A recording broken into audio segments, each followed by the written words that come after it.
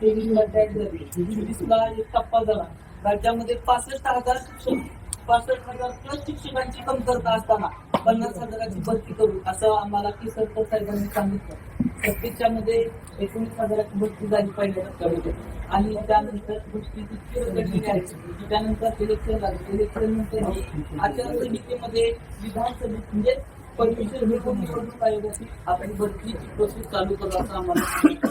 कारण मुलांनी वेळोवेळी आणि त्या उपोषण केलं. त्या उपोषणामध्ये मी काकांचा आणि आमचा नेहमीचा परिचय आहे. ते म्हटले की तुझ्या मागे मुलं नाही तर ज्या शिक्षण क्षेत्रातल्या शिक्षक भरती बघण्याचा दृष्टिकोन इतकं विचित्र झालाय की मी जर म्हटलं ना, आज मी सातारा जिल्ह्यात स्पर्धा परीक्षा समन्वय समितीचा सातारा जिल्हा सिनियर बीएड स्टुडंट असोसिएशनचा पश्चिम महाराष्ट्राचा अध्यक्ष आहे. परंतु मुलांनी हे सगळं सोडून शेतीवाडीकडे वळायला वेगवेगळे व्यवसायाकडे वळायला लागतं. काही काही मुलांनी तरी झाली शिक्षक भरती म्हटली ते आमचं जात.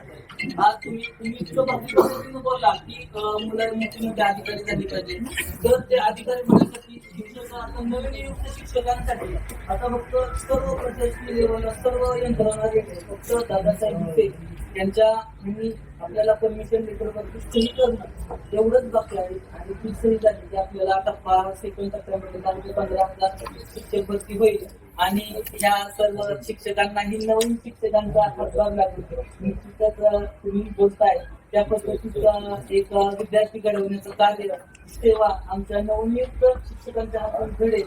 तर त्याच अपेक्षेनं आज आम्ही काही विद्यार्थी आम्ही इथं आलेलो आहे. तर आता दादा म्हटले तुझ्या मागून बीएड चौकामध्ये लायब्ररीमध्ये 100 मुले शब्दावली विचारली. पण विषय असा आहे की त्या पद्धतीची ती गरज त्यांना वाटत नाही, ती गरज आम्हाला वाटते. आणि पडद्याच्या पाठीमागे तुमच्याबद्दलचा आदर आणि तुमची मुली याविषयी आता आणि सर्व ऐकणारे सर्व शिक्षक वृंद असतील, मी असेल, माझ्या मंत्री काही विद्यार्थी असतील, त्यांना नेहमीच तुमच्याप्रती प्रेम आहे. आणि त्याच प्रेमापुढे हे आमचं निवेदन आहे ते तुम्ही स्वीकारावं. आणि दादाचे साहेबांना एक कॉल करून आमचा जो सेकंड टप्पा आहे तो लवकरात लवकर तातडीला ठरवू. नगरपालिका, महानगरपालिका, जिल्हा परिषद त्याचबरोबर संस्था त्या सर्व मध्ये मी सादर करतोय आणि बोलतोय.